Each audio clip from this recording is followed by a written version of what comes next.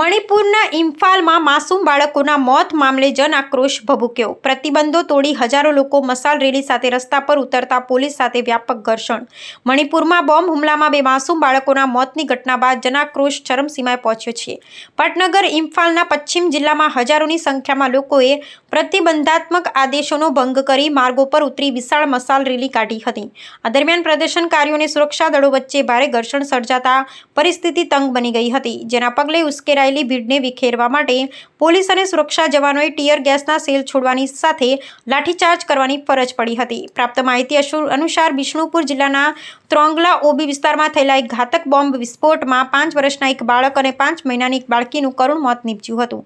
આ જઘન્ય ઘટનાના ઘેરા પ્રત્યાઘાત રૂપે સિંગજામી વિસ્તારથી શરૂ થયેલી આ મશાલ રેલીમાં હજારો નાગરિકો, ખાસ કરી અને મહિલાઓએ મોટી સંખ્યામાં જોડાઈને દોષિતોને તાત્કાલિક ધરપકડ કરવાની અને ન્યાયની ઉગ્ર માંગ કરી હતી।